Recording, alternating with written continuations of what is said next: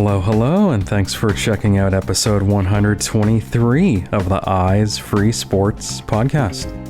My name is Greg Lindberg. Here on episode 123, we are chatting with a gentleman who has been a long-time adaptive athlete and someone who has always been into fitness and staying in shape. And in addition, is also a very accomplished blind chess player. And so we delve pretty deep into the blind chess community and how chess works in terms of the adaptations for the blind and visually impaired. So let's go ahead now and get rolling with episode 123 of the Eyes Free Sports podcast.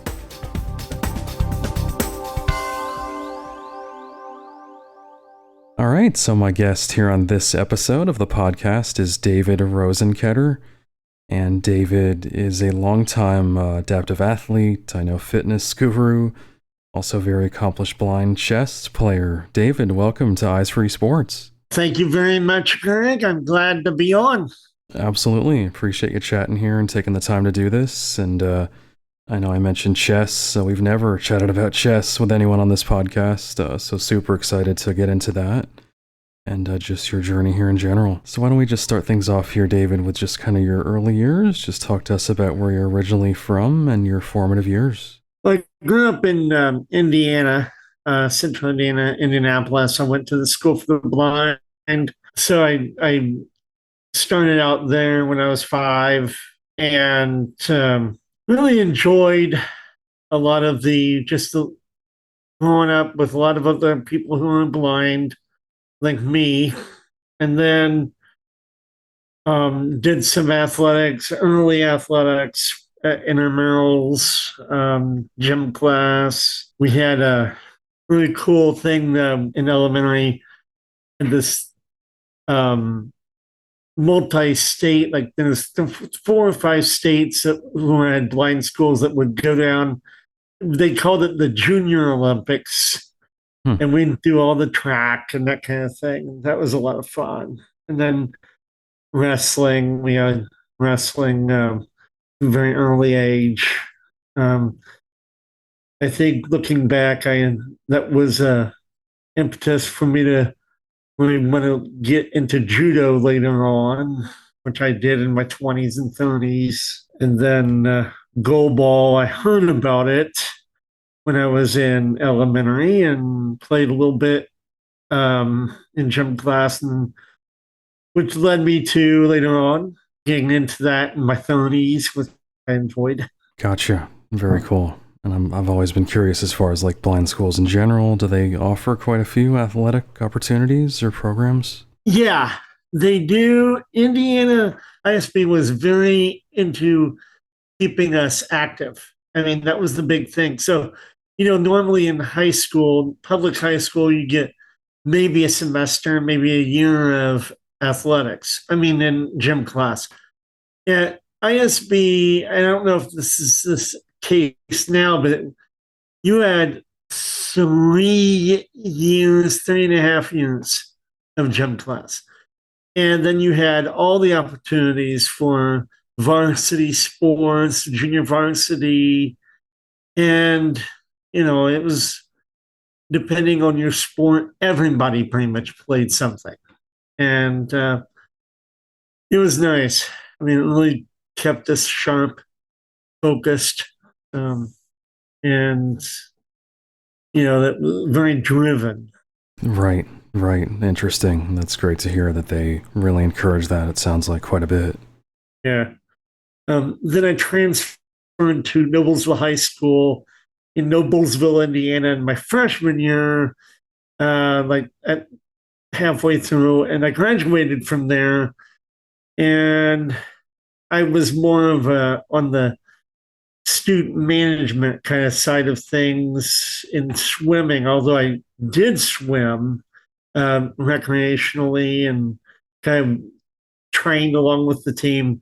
I didn't compete, but I've always I gained love for statistics and the technical side, because my coach would have me kind of give a rundown to the guys, hey, this is, make sure your split times are, fairly even, or you want to make sure that you're peaking at this point when you're in the heat, or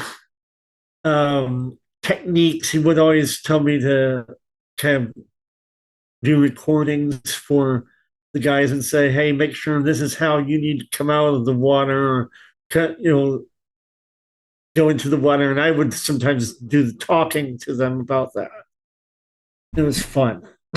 Wow, very cool. Yeah. Yeah. And then just kind of you're continuing on with your education as far as college. Any college pursuits? I went to Concordia University, Nebraska, and actually, it was there I picked up my love for physical fitness, just in general, because I wasn't going to compete on anything there.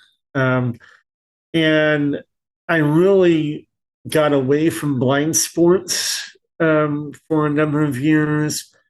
I really kept up with the physical fitness. So I really kept myself exercised. And then it was through that, and and so I was mainly focusing on math academics. I got a degree in history, got a degree in theology, and a teaching license a few years later at Valparaiso University before moving off to St. Louis and Philadelphia to be to have a real job. Right. Gotcha. So as far as your career, what kind of work have you done? I worked in Philadelphia. I worked in the IRS for a number of years. Hmm.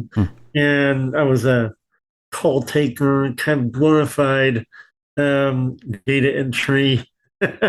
um, but it was collections. So I was in that for a little while, did some customer service. And that's actually where I got back into blind sports, goalball and judo on the side, and then picked up back up with my love of chess. And Right. so I mean, when I was in Philadelphia, I was training like a beast, and I was enjoying every bit of it. Yep. And as far as your visual impairment, what's your actual condition? I'm totally blind. Gotcha. And what, from ROP or? No, Coates disease, it's retinal detachment. Oh, okay. And is that since birth? Yeah. I mean, I've had it since actually, well, technically I had it since birth, but it really started kicking my tail between the ages of 4 and 9. And so by age 9, I was totally blind. Right, right. So you did have some light perception prior to that. Yep. Gotcha. And then, yeah, so just diving a little deeper into adaptive sports here. So it sounds like maybe as an adult, you kind of got back into more sports, more fitness, would you say? I got into, when I was in Philly, I actually trained with Coach Tarek, Greg Guitarek. He was he and then John Mulhern was a teammate. And the late Daryl Green, who was tragically killed a few years after I left the area. He was tragically killed at a goalball tournament, Oh, wow. crossing a stream or whatever. But this really, really is such a neat program. And those guys, it was such a fun team to hang out with. Yeah, I know a lot of folks I've interviewed, they always talk about the camaraderie, just the friendships you make. Sports are obviously a big part of their lives and being on a team, but there's so much more to it, right?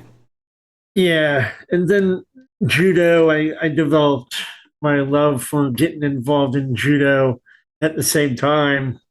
And, it was like I worked out with a club that was in the northeast part of town. Coach Mark Venk, who was involved with the national program for a little while. He was kind of an assistant or an adjunct coach with us, along with Lou Moyerman, who was a 6th-degree black belt. And I was a white to brown belt during that time. And I was like, learned a lot. I mean, No doubt. Lou and Mark got more out of my body than I ever put into it before. Yo, but definitely always great to be surrounded by, experienced folks like that, right? Yeah. Nice. So any specific judo achievements you want to mention? I would say, I mean, I placed at a couple tournaments as far as, but I didn't do anything extravagant. But I think that was just more of it was just such a formative thing for me to keep focused and that kind of thing. More Right. recreational. I used it to really, keep my just focus professionally as well, and get into the, actually kept me fit for doing other things like chess. That was my biggest, along with my athletic stuff. It was like chess was really the passion during that time. Sure. Before we get into chess, as far as goalball, any achievements? Did you get to travel at all to any tournaments? Or The main tournament that I remember doing was the East Coast, a Northeast Invitational back in 2003 when we had it in the fall. And it was kind of interesting because a lot of our top guys were out at like a camp, selection camp at the time. So it was our B and C squads that were kind of carrying the day. And I mean, we ended up winning. um, right. and I ended up winning the tournament. And um, we, probably the team that probably most surprised me was when we faced off against New Jersey. Um, I think they may have still been called the Thunder back then, but Hmm. Dan Gallant was on the team, and Tito, and I can't remember who else if was on that group, but they were really really tough, and they were really together, and it took our concentration as a very defensive minded bunch to handle them, and we did. Wow. So kind of a bit of an upset, would you say? I would call it an upset. I don't think Coach Contart did. I mean, he wanted us to win everything, which we did, but Right. he thought we Right. actually mercied a few more people than we did. We were like, no. But I mean, just the I could tell even before we stepped on the floor with New Jersey, just watching some of their how they went about their business was. I thought I turned to one of my teammates and I said, "Look, they're really exact. We got to be really on our A game." Yep. And Yep. we did. I mean, it was fun. Nice. So probably a great feeling after that Oh yeah. win. Yep. Nice. So then transitioning on to chess. So talk to me about kind of how you initially got into chess, what age you were, and then definitely just a lot of questions Yeah. about the blind chess, landscape and tournaments and everything. Okay. Um, chess is, I I've always played since I was a kid. Um, Pick up chess and that kind of thing, but I really didn't get into competitive that seriously until my graduate school years. And I and so I played a few tournaments, wasn't very good. Um, but I knew that I was going to put more time into it as I went on. And but then about the year 2000, I got in touch with somebody that um, headed up the U.S. Braille Chess Association, which at the time um, was actually in a growing phase. I think they had at the time, back in 2000, maybe 40 active members across the country Hmm. doing um, email chess, doing chess by cassette, believe it or not, where you sent your moves back and forth Oh, on a wow. cassette, or even, the annual um, over the board tournaments. And so while I had competed in sided tournaments most of my time, my last few years before that, it was my first experience at the blind tournament. And I thought, okay, well, I it was held at the same time as the American Council of the Blind's convention in Louisville. And I thought, okay, this is going to be really cool. So I went with it, and my brother had actually done some scouting out of the people's ratings and playing styles because he was playing really actively, and and he says, "Oh, you should be able to beat these guys." Wrong. These guys were really good. I mean, it was a Oof. strong field, about 12 of us, Hmm. 10, 12 of us, very, very strong blind players at the time. But then I didn't go to another US um, championship for blind players for another number of years because of finances.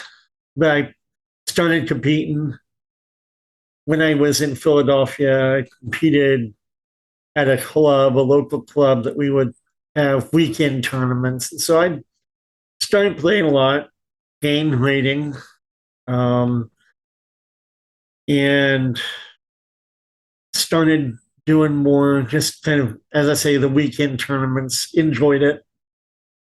But as far as the U.S. Braille, now it's called U.S. Blind Chess Association. Um, I competed again in 2008, 2017, and I've pretty much been annual since. But it's been a group that's been around since 1968. I want to say that 1967, 68. Oh, wow. And, people have, began with it by sending moves via cassette or via, braille, just brailing their moves and sending them on postcards.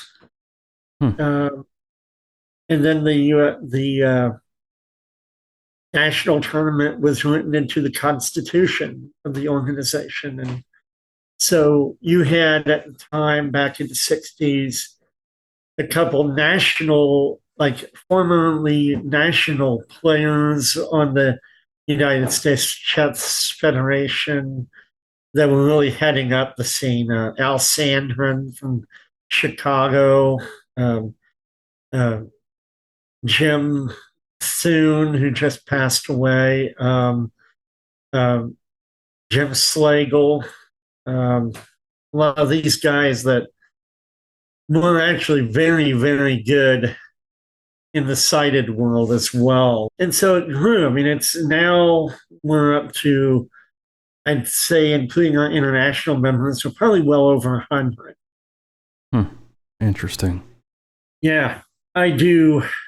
Now the emphasis, of course, and especially for those of us that have Skype as we compete internationally using Skype. And so you have our club, we compete against clubs, players in France and Germany and Hmm. England, Canada. And, instead of traveling, we do have a few that travel, but, and so instead of traveling to tournaments, a lot of times we'll play each other um, using Skype. And so we'll get a tournament director that organizes everything. He's a main guy that's right now, tournament director is a guy out of France, Olivier Deville is a computer programmer and so forth that's blind. Then George Denabrega out of South Africa is, I think he does his, I think chess directing tournaments is his main gig. I mean, he Wow. does about 8 or 9 the whole year. Right. And our top player, actually, she does compete in all the live over the board tournaments. Jessica Lauser, who would be another good guest to have. Actually, she's been featured in the New York Times for her efforts, and she's partially sighted. Um, Plays a lot of blitz, whereas I tended to not play a lot of blitz. I play mainly long games and that kind of thing. Jessica is our, I think out of the last 7 years, she's won 6 of our national championships. Oh, wow. Wow. Yeah. Quite a resume. Yeah. And I'm definitely curious, like, as far as the adaptations of chess for the blind, in terms of the board, the pieces, anything notably different? The biggest adaptations are that you have on each square, with in chess, there's 64 squares, 8 rows each, 8 rows and eight files, 8 files and 8 ranks. And so on the board, each square has a little hole where you actually put the adapted chess piece that has a little pin or a kind of a dull rod stem drilled into it Hmm. so that you don't normally knock over pieces so much when you're feeling, because everybody is, well, if you're totally blind or so forth, that you're using your hands to know where your pieces are, Sure. which I'll get into a moment about how that affects the rules. As far as the board, black squares are raised, white squares are lowered.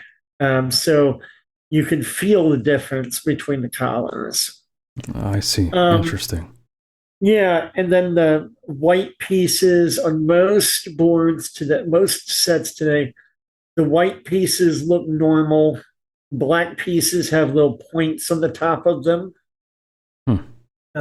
So you distinguish. And that's basically the schematics of the board. The main differences between regular chess for competition and the adaptations that we make, whether we are playing somebody who's sighted or blind, we play on our board and move both sides, the white and black. And so does the opponent. So, so, and we use the way that we call out our moves as we will use the system of numbering or lettering. So we will say, like, so that we don't confuse the letters, we'll say Anna, Bella, Caesar, David, and so forth. Or we will use the American military terms Alpha, Bravo, Charlie, Delta, and so forth. Echo, Foxtrot, uh, Golf, Hotel. That way we distinguish, and there's this little confusion between what piece is moving, like Knight to Foxtrot 3, or um, instead of you can't confuse F with, say, um, oh, H, and or whatever you. So the Foxtrot as opposed to hotel, completely different words. Right. Interesting. Yeah.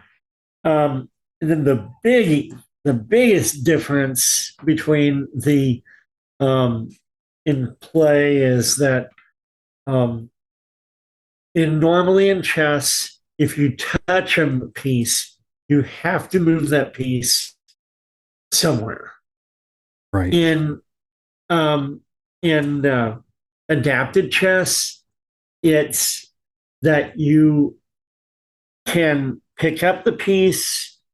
The move is in play when you take the piece out of the board, and then it's over, and your final move, your move is set when you put the piece in the hole where you're going. Um, and the fact that when you're exploring, um, the reason you have two boards is because it is not touch move. It's this other method I just mentioned, and blind people can have their hands on the board all the time. I see. I see. Makes sense. Yeah. And then in terms of, I know you mentioned like playing on Skype or some of these other remote ways to play. I'm definitely curious how that kind of works, not being in person and communicating your moves and all that. Well, yeah, it's like, okay, and I'm kind of surprised we don't use Zoom at times, like we're talking right now on the Zoom, Right. but Skype, what you do is on most of our tournaments, you will set up a time and a date when you're going to be playing. Rounds are usually a week or 2 weeks, and then you kind of schedule your time with your opponent, and you go to the Skype address that has been preset for you by the tournament director, and so you meet up, and if you have a timekeeper, third party timekeeper, then they will kind of welcome everybody into the meeting. Or if you don't, then you just kind of greet each other and get the game going. And if anybody is watching, and a lot of times, not so much with us Americans, but the foreign players, a lot of times international players will have 3, 4, 5 people watching each other. And so they have to mute their microphones. Hmm. So just like in regular chess, silence is as key as anything, so that only the players can hear each other's moves. And very occasionally, the timekeeper will interject with, "You've got 15 minutes left. You've got 5 minutes left. Your flag has fallen."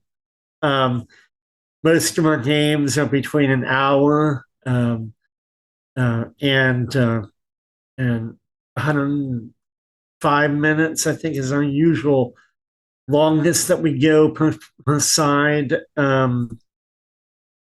And some of that is changing now that we're also using computers to play, because there's two main regular, chess engines, online platforms that the owners have adapted so that it's all audio as well as visual, so that we're playing not just each other, we're playing cited competition just like you would on chess.com or um, um, leechess.org is another one.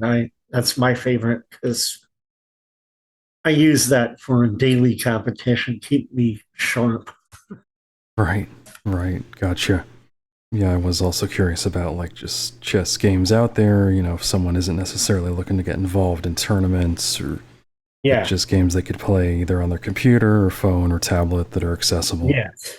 And in fact, since the pandemic, actually, it's kind of interesting. During the pandemic, chess became a very popular sport in general in society, and so a lot of people played online. Well, that was trying to blind this community too, and so now, I mean, we may have a few of us that compete live in sided tournaments and that kind of thing, or in our national. Um, but most chess is played online now. Right, right. Interesting. Yeah. As far as like the demographics of the blind chess community, is it pretty much, all ages, all backgrounds, quite a mix of folks?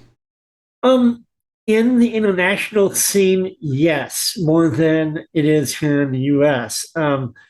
We have a very aging chess community here in the States. And we have I think of 3 or 4 kids under 20 that play with us. But by and large, we're an aging group and we're kind of realizing this. And so we're trying to grow a little bit more among younger players. In the Latin American countries and in India and Turkey, on the other hand, and I think France as well, chess is everywhere. If you're blind, and a lot of schools actually do use it in their activities. Wow. Hmm. Yeah, I mean, one of the guys from Turkey, Orhan Yener, he I think he learned it early through school and has competed. He's one of these guys that's memorized. I mean, he can play a game in his head. I can't do that. But yeah, India, the same thing. I mean, India has like 10 times as many people playing chess as we do, but their their blindness program is incredible. Hmm. They have guys that are up to international master, playing against sided competition. France, the same thing.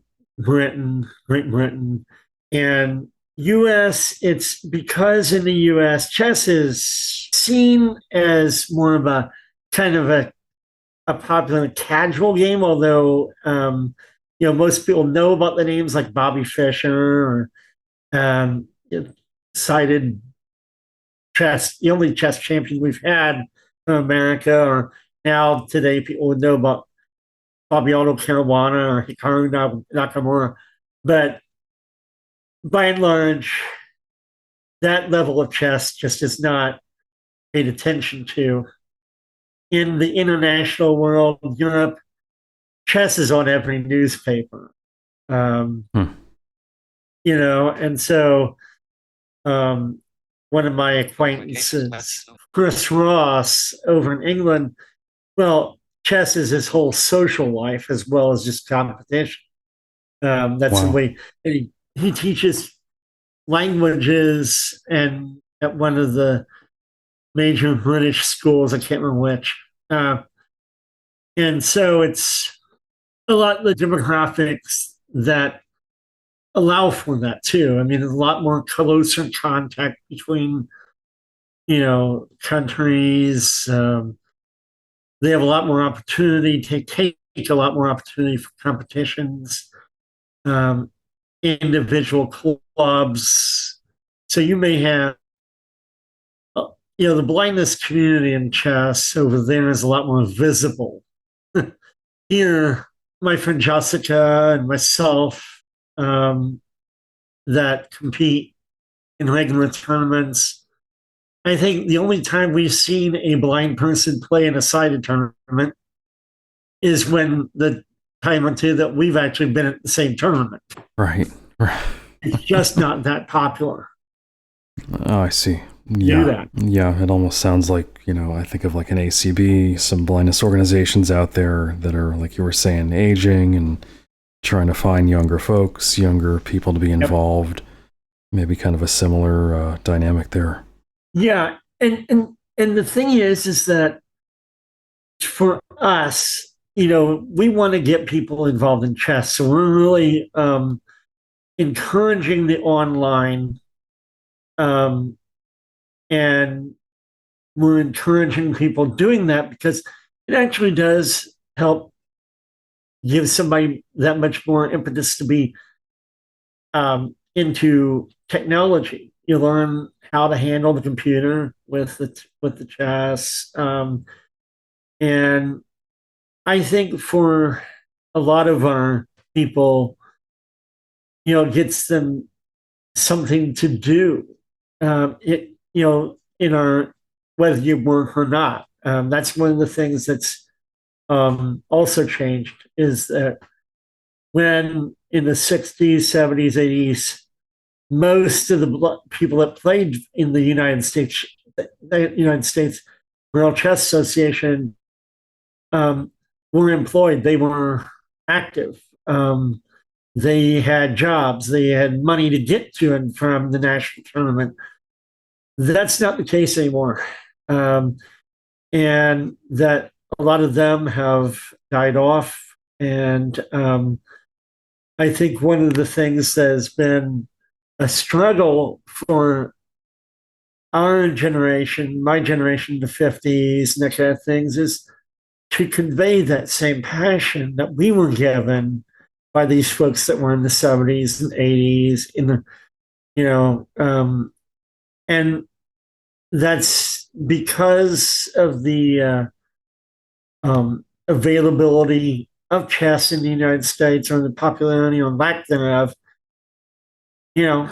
It's just not as, a lot of people don't know about it until they get a hold of us. Right. Yeah. Great points. Yeah. And then I know you had mentioned as far as like your fitness and kind of how that ties into playing chess, more physical activities related to more mental games like chess. Anything you'd like to mention on that front? Well, yeah, and I think that's really important. And I know that, again, I'll refer to a couple of my football acquaintances, and that I've got, some of the folks I've gotten to know.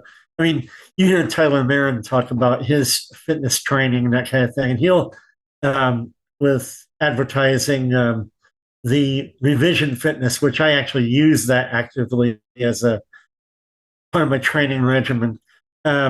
But he will say that keeping fit is so key for the blindness community and really helps our mental approach, our morale, getting out there. And if we would be more fit, then we would be more prepared for life. And I wholeheartedly agree with this. And as far as its influence on my chess, I couldn't do chess without being fit. I have to, because in playing regular mainstream tournaments, you're playing not just 4 rounds in a month or 4 rounds in 2 months. You're playing 4 rounds in a day, 5 rounds in a day. And if you aren't physically fit, active, running, whatever, you're going to be lacking in attention. You're going to be tired at the end of the day. But like with this weekend, I hadn't played an online tournament in a while. I mean, not over the board tournament in a while, just because of money. And so I took the morning, I was rusty. But because I was fit and I was prepared, I came back and won my last 3 games and won the afternoon quad I was in. And I credit that to the fact that, I run all the time. I'm a heavy weightlifter, 170 pounds on the chest press Oh, wow. regularly throughout the week. And I just, for morale and for just ongoing body care for us and getting up and getting moving, fitness is so key. Right. Absolutely. And that's a big goal of this podcast, is to kind of showcase, the benefits of fitness and sports and all these activities and opportunities out there. Well, and that's the thing about it is fitness. I mean, you don't have to be a stellar athlete to be fit. And that's the thing, is the thing that bridges between our top athletes and just anybody that goes to the gym. It's okay I think I always tell other blind people that are asking about how do you get out there and how do you get your membership and get involved in a club. I just say go out there, get it done, because that's where not everybody competes in athletics, but Right. anybody can get out there and be fit, do push-ups, do running, find a partner through United on Stride, or just through your local running club. Um, get out there and be fit. There's nothing stopping you. Absolutely. Yeah. And I know you also mentioned finances and money and a lot of challenges folks have, but there are so many, free things you can do and very Yep. inexpensive tools and equipment and whatnot as well. Well, and if you are on a fixed income, if and a lot of the blindness community is, then you do qualify for like through the YMCA Silver Sneakers, which is for the elderly, folks in general, but then for anybody of any age that is wanting to have a membership, you can go and get that program um, because of Medicare. Um, but also, though, if you want to use that as a springboard to competition, where get involved with the USABA or National Beat Ball Association or United in Stride, all these other opportunities. I mean, anything along that whole pipeline is good. Right, right. Well said. So I understand you do have a website and a blog, and I know you're working on a book. I don't know if it's totally done yet, but yeah, what other kind of interests do you have? Yeah, I've got. I'm actually very active in social media. Anything Facebook, dabble a little bit with Twitter. I'm an X. Yep. But then I have my website that I cover a wide range of things blindness related, from fitness to guide dogs, to blindness politics, and other things, trends in the blindness community, technology. Is called Boldly Blind. And you can find that at